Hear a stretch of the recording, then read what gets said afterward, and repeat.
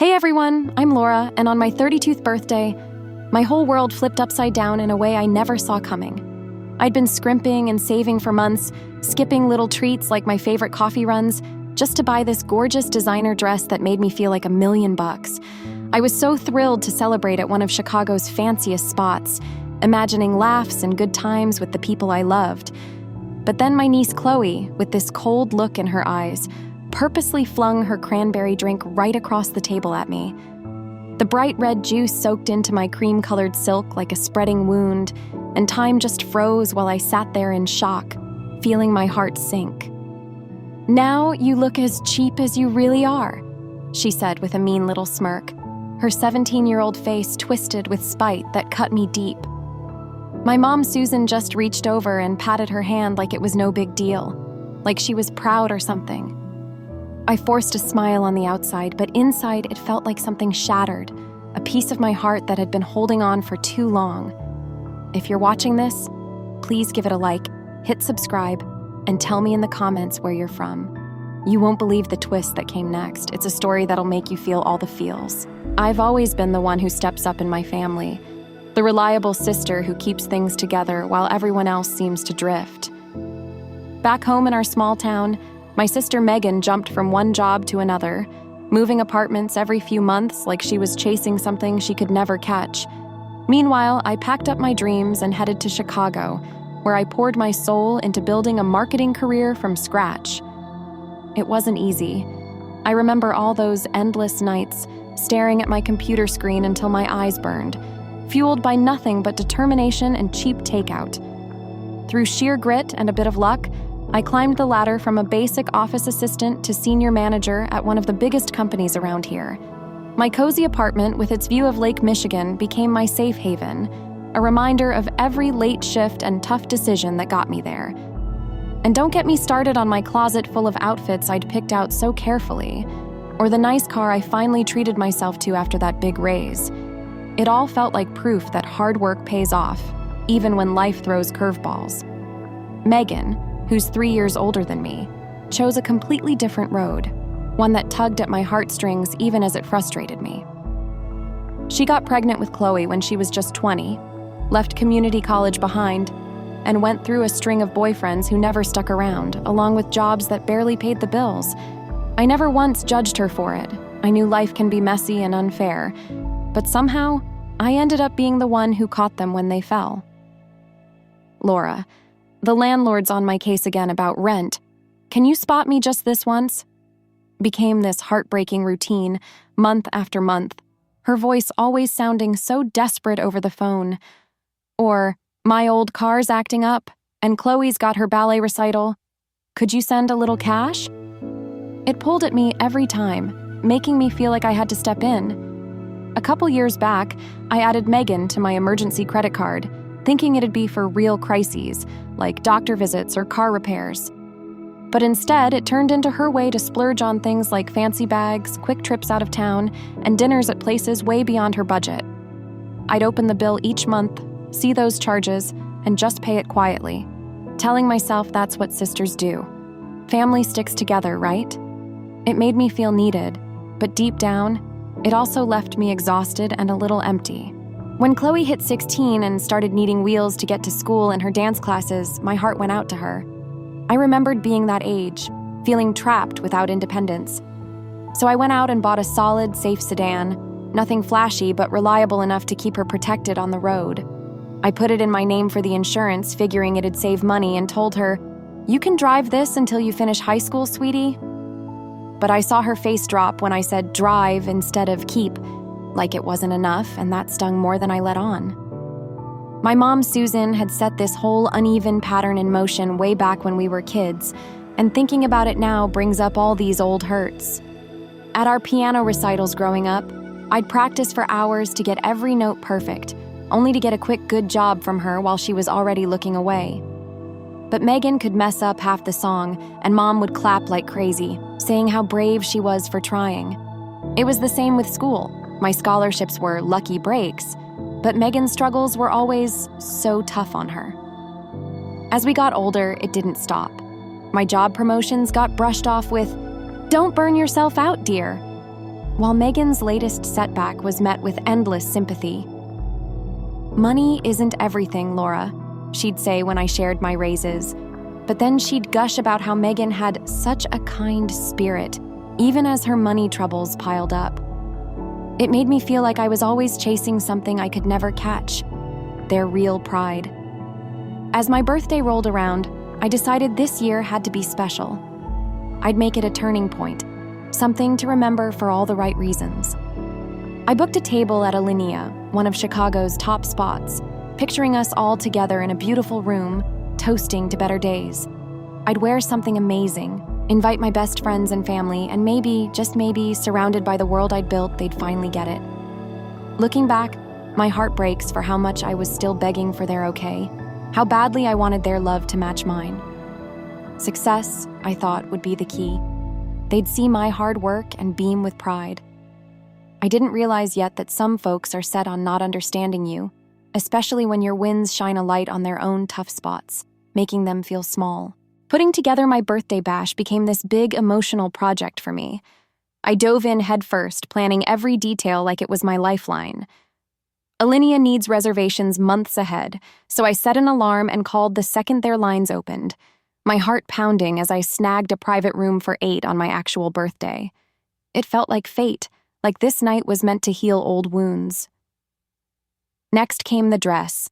I wanted it to scream, "This is me now," strong and beautiful.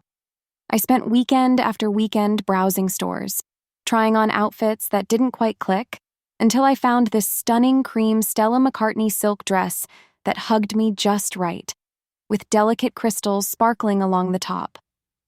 It was $3,000, more than I'd ever dropped on clothes, but slipping it on brought tears to my eyes. I felt worthy, like I'd earned this glow. The salesperson grinned as I spun in the mirror. "Big day coming up?" she asked, wrapping it carefully. "My birthday dinner at Alinea," I said, beaming.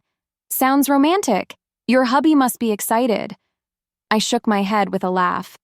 "No hubby, just me treating myself." She nodded, eyes warm. "That's even better. Happy birthday, girl."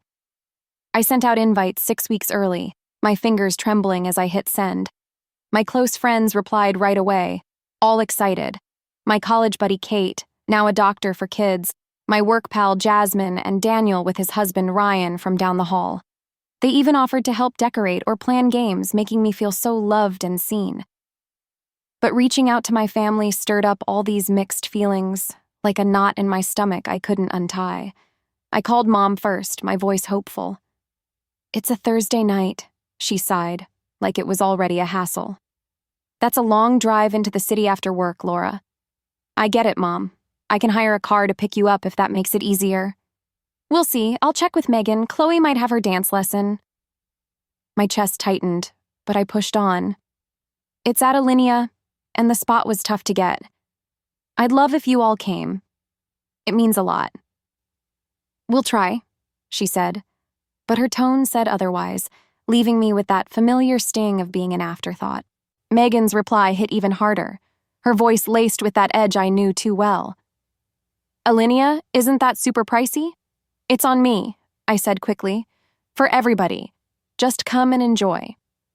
Chloe'll need something nice to wear. She can't show up in her everyday stuff at a place like that. I counted to 10 in my head, fighting the frustration. "I can send some money for an outfit if that'll help." "Well, that's the least you could do," she said, like I owed her for the invite to my own party. "And we might run late. Chloe's dance goes till 6. It hurt, feeling like my big day was just another burden. But I held on to hope, picturing us all laughing together under those fancy lights. The morning of my birthday, I woke up with butterflies, treating myself to a full spa day. Massage to melt away the stress, facial for that glow, hair styled in loose curls, makeup just right to bring out my eyes. Sipping my coffee, I let myself dream. Tonight, they'll see how far I've come, how hard I've fought, and we'll hug it out like a real family. By 6, I was ready, the dress fitting like a dream, making me feel strong and beautiful inside and out. I headed to the restaurant, my heart racing with excitement.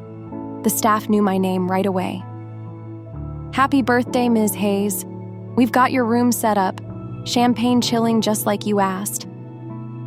My friends showed up on time, arms full of pretty gifts and big smiles, hugging me tight and saying how amazing I looked. It warmed me from the inside, like a cozy blanket on a cold day. By 7:15, we were at the table, but no sign of my family. I kept glancing at my phone as the appetizers came out, my stomach twisting. "Want to hold off?" Jasmine asked softly. "Nah, let's eat. They'll catch up," I said, trying to sound casual. At 7:45, as the main dishes arrived, they finally walked in. Mom first, in her go-to dress for any event, looking worn out. Megan behind her, face scrunched like she was annoyed to be there. Chloe last, glued to her phone in a crop top and short skirt that didn't fit the place at all. "Sorry we're late," Mom said, not sounding sorry. Traffic was awful. The waiters quickly got them settled and caught up on food, but the talk felt forced. My friends tried hard, asking nice questions about their lives, but got short answers back like pulling teeth. "So, Chloe, Laura says you're a great dancer," Daniel said with a friendly smile. Chloe just shrugged, eyes on her screen. "She's super talented," Mom jumped in. "Her teacher thinks she could go pro." Megan nodded, beaming. "She needs better lessons, though. The local studio's nothing special." I saw a chance to connect. If Chloe's serious about it, I could help find summer classes in Chicago. They've got amazing ones. "Not all of us can afford city living," Megan snapped. "Some of us make do with what we've got." The table went quiet, the air thick with awkwardness. Ryan gave me a look, but I shook my head. No need to make it worse. As dinner went on, the difference between my friends and family hit me hard, stirring up this deep sadness. My buddies shared sweet stories about me, laughing and making the night feel special. My family just sat there, stiff and quiet, tossing in sharp comments that stung like little cuts. When toast started, Kate went first, raising her glass with tears in her eyes. "To Laura, my rock for 15 years. Your heart's as big as your drive. I'm so proud of you." The others added warm words that made me feel truly seen. Then my family's turn.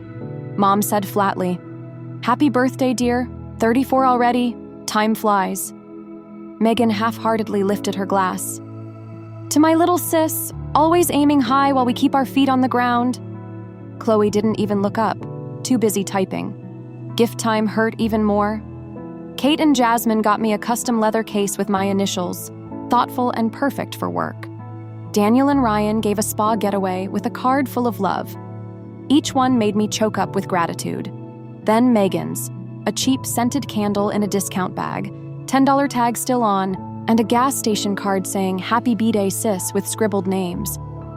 "Thanks, it's nice," I said, setting it down gently. "Not everyone can do fancy gifts," Megan said defensively. "We've got real bills." It felt like a slap, but I held it together, my chest aching with the unfairness. "All good over there?" I asked, trying to keep it light. "Just fine," Mom said. "Chloe's saying how fancy it all is." I turned to Chloe, hoping to smooth things. "I'm glad you made it. I know weeknights are tough with dance." She looked up, eyes cold. "Yeah, whatever. Must be nice throwing cash around while people go hungry." "Chloe," Megan said without much bite. "Play nice. It's her birthday." My friends shifted uncomfortably. Daniel tried to change the subject. "Laura mentioned you're thinking colleges, Chloe. Any ideas on majors?" She rolled her eyes. "Not everyone's cut for college. Some of us work for a living." "Actually," I said softly, "I've been saving for your school. There are great dance scholarships out there." The table went dead quiet. Megan looked confused. "What do you mean, saving?" "A college fund," I explained, my voice catching with emotion. "I started it when Chloe was born. Not a ton, but enough for community college, maybe more with aid." Mom frowned. "You never said anything." "I wanted it to be a surprise," I said, hoping they'd see the love behind it. But instead, their faces hardened. Mom's lips tight, Megan's eyes narrow, Chloe gripping her glass like she might break it. So you've been hoarding money while we scraped by? Megan's voice shook with fury, reminding me of our kid fights. While I pulled doubles, while Mom remortgaged to help with rent? That's not it, I said, my heart pounding as the night slipped away. It's just for Chloe's school, in a trust. Always the hero, Megan sneered, making us look bad. My friends looked horrified, Kate squeezing my arm. What could anyone say? This was years of pain spilling out in the worst place. Let's just have dessert, I said, desperate to save what was left, my voice trembling. We can talk fund later. No, let's do it now, Chloe snapped. I don't need your handouts. I don't need you. Sweetie, Mom said, your aunt's trying to help. She's trying to run everything, Chloe shot back, strutting like she's better 'cause she's got cash, acting like we're lucky for her leftovers. The room felt smaller, quieter, like everyone was staring. My dream night was crumbling, tears pricking my eyes. That's not true, I whispered, hurt flooding me. I love you. I want to help because you're family, and your future matters to me. Chloe stood fast, grabbing her full cranberry mocktail. The restaurant had made it special for her. Want to know what I think of your help? She yelled. Of your fancy dress, your fancy spot, your fancy everything? Before I could blink, she hurled the drink at me. Cold red splashed my face and chest, soaking my dress, running down like tears. The stain spread fast, ruining it forever, and I sat there frozen, humiliated. Quiet fell like a blanket, my friends gasping. Daniel started to stand, but I stopped him. The whole restaurant stared. I waited for Mom to yell at Chloe to say sorry, to fix it. Instead, she patted Chloe's hand. We should go, she said, standing. This was too much, Laura. You know teens get upset when they're out of their element. Megan grabbed her bag. We said this place was overkill, should have kept it simple if you wanted us. I sat there, red dripping onto the table, eyes on me from everywhere, my heart breaking. It's okay, I said, voice steady through the pain. Thanks for coming. They left me there, shamed in front of friends and strangers. I dabbed at the mess, smiling weakly. Guess the party's over early. Kate hugged me. Laura, that was awful. I'm so sorry. Jasmine handled the bill, packing leftovers. Daniel and Ryan walked me out like guards, sympathetic looks following us. In my apartment, with just my friends, I let the tears flow. The dress wrecked, the night gone. But worse, the hope of family love shattered. As they comforted me, anger built. Years of giving, just to be hurt like this? Change had to come. After they left, I sat in the stained dress, scrolling bank apps, seeing thousands I'd given. Heartache in numbers. Credit statements showed Megan's splurges on luxuries. Then social media, Chloe's posts of me stained, captioned, "Rich aunt needed humbling. Sorry not sorry, looks cheap now." Videos of me opening gifts, mocking my fakeness. Megan liked them all. Something snapped. The need for their love faded, replaced by strength. I called my credit company, then my lawyer. Peeled off the dress, hung it as a reminder. Showered off the stickiness, mind racing through past hurts. Megan accidentally ruining my grad dress. Chloe forgetting invites. Mom dismissing my wins for Megan's woes. Why had I taken it? Phone buzzed. Friends checking in. Kate. Want company? Daniel. Unforgivable. We're here. Jasmine. Say the word, I'll help cut them out. I loved their support, but needed space. Saw myself as the family bank, not sister. Opened laptop, listed support, transfers, card charges, car costs. Called card company, removed Megan. Called towing for car. Each step felt guilty but freeing, like breathing after holding my breath forever. Around 2 a.m., phone lit up. Megan's card declined at drive-thru. Texts escalated. Card broken. Call bank. Stranded, help. What the hell? Petty on your birthday? I silenced it, slept deep. Morning. Megan's voicemail raging. Mom. No reason to punish overspill. Texted. Talk at my apartment 3 p.m. Gathered proof. statements, screenshots. Called work for day off. This needed focus. Financial advisor showed $78,000 given in 5 years. Invested, it'd be $122,000 now. Without drain, retire early, buy vacation home. Freedom felt real. Towing called, car delivered. Girl at school upset, said it's hers. Misunderstanding, thanks. Prep department, docs on table, no snacks. This was business. At 2:55 security, 3 here, Megan, Chloe, Susan. Send up. Knock came hard. Open to angry faces. Megan fuming, Chloe teary defiant, Susan sad. In, I said. Lots to talk. They stormed in. Not sitting till you explain, Megan yelled. Stranding Chloe, canceling card? Calmly. Car's mine, bought, insured, registered to me. Gave it to her. Let her use it, difference. Susan. Understand you're hurt, but overspill? Understatement. Reclaimed car, closed card. They sat reluctantly. Chloe slouched. Bank records $47,632 to Megan in 5 years. Eyes widened. Card, 304418, clothes, spas, not emergencies. Mom shifted. Family helps. Earned my success. 60-hour weeks, sacrifices. Car, $32,000 plus $4,000 yearly maintenance, all me. Chloe looked down. Total, $116,000 given from love. Silence. And repayment? Tablet showed posts, stained me, videos, captions, comments. Chloe, explain humiliating me? Joke, everyone posts. Jokes make people laugh. Ruining $3,000 dress funny? Afford another. Points respect, you failed. To Megan. Liked posts, encouraged. Not serious. To Mom. Comforted her like victim. She was upset. After humiliating me, comfort her first? Stood, window paced. Years supporting. Asked only respect. Last night showed I can't expect that. Megan. Cutting us off? Boundaries overdue. Card canceled, support ended, car mine. Chloe. How get to dance school? Walk bus friends like others. Unfair. Unfair's mocking who supported you. Mom. Punishment. Family doesn't punish. Consequences. Mistreat supporter, support ends. Megan, pale. Rent due. Can't without help. Figure it. Job. Roommate.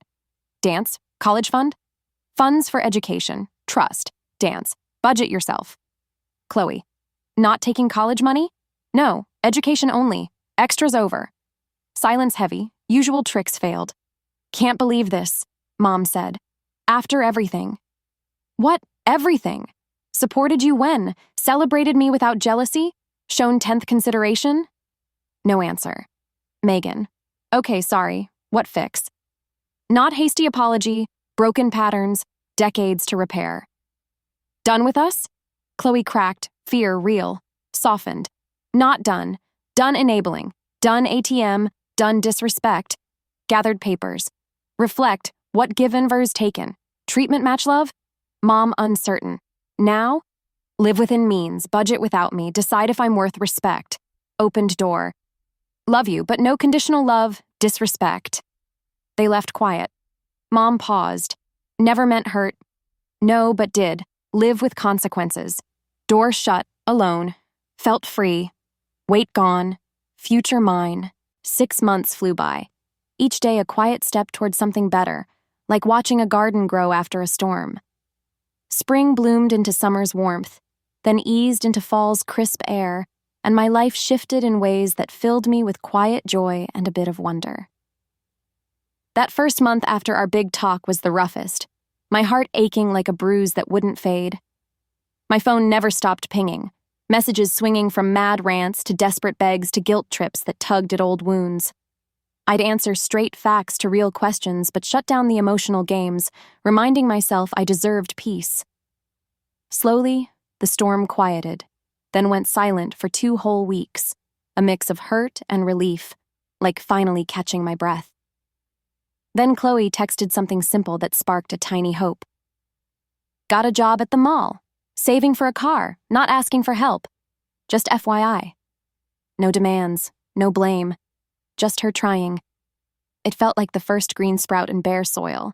I texted back, "Proud of you, that takes guts." Megan's change came slower, and hearing about it from Mom stirred up complicated feelings. Part sad for her pain, part glad for the growth. She went through anger that burned hot, then days of feeling down and lost before finally accepting she had to stand on her own. 3 months in, she landed a steadier job as an office coordinator, with better pay that let her breathe easier, and she downsized to an apartment that fit her real budget. No more pretending. When she messaged me, it caught me off guard. "Thanks for the push to get on my feet. Hated it at first, but I needed it." It wasn't flowery, but it felt real, like she'd looked in the mirror and seen what needed fixing. Mom was the toughest nut to crack. Years of favoring Megan and overlooking me couldn't vanish overnight, and sometimes our talks brought back floods of old resentment. We started small with short phone calls once a week that stayed light and safe, no deep dives. She'd slip sometimes, mentioning how hard it was for Megan and Chloe without my help, and I'd gently steer us back. "Mom, that's on them now. Let's talk about you." Bit by bit, she started really listening, asking about my job with actual curiosity, like, "How's that big project going?" instead of changing the subject. One call, her words hit me hard. "You sound lighter, Laura. Happier somehow." "I am," I said, voice catching. "Drawing lines has given me room to breathe." "I see that," she replied softly. "Wish I'd noticed you more before." Not a full sorry, but close enough to warm the cold spots in my heart. By 6 months, we'd built up to family dinners once a month at Mom's. Nothing fancy, just potluck meals around her old table, relearning how to chat without money hanging over us like a cloud. Chloe had grown up fast, juggling her mall job with school and apps for college, her attitude softer, like the work had sanded down her sharp edges.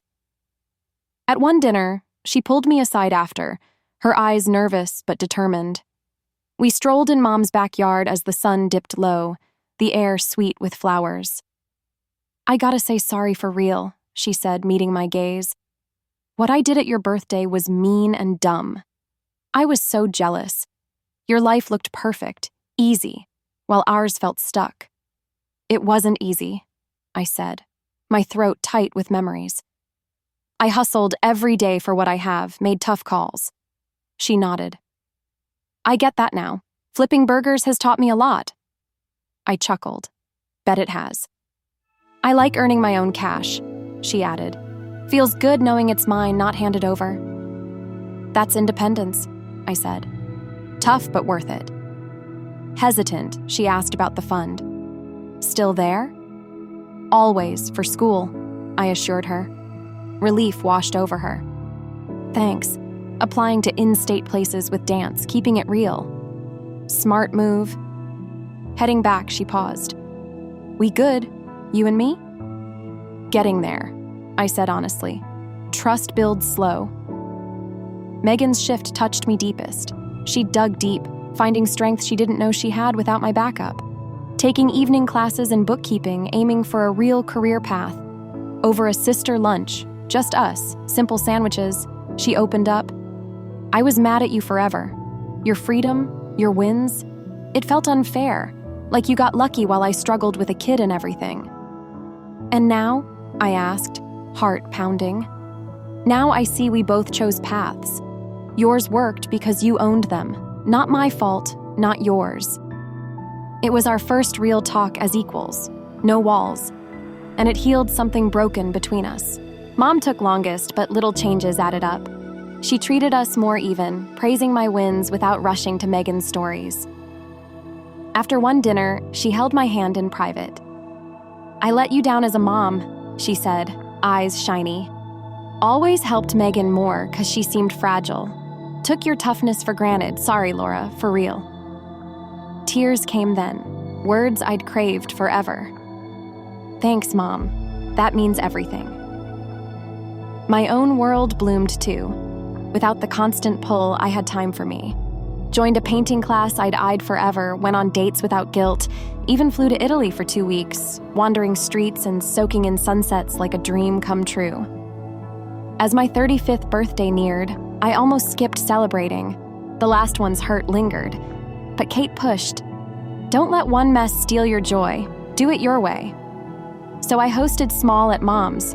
No glitz, just loved ones, homemade food, real talks. Around the table, my family felt different. Flawed but trying. Chloe's handmade card showed us as a team, Megan's gift thoughtful on her budget, Mom's meal my childhood favorites. Toasts, Mom first, voice strong. To Laura, who taught us better family. Loved us enough to stop our bad habits. Proud of you, grateful to know you now. Glasses clinked, tears flowed, pain led here, respect over resentment. Later, Chloe handed an envelope. From my job, not much but for the car, symbolically, $200 inside.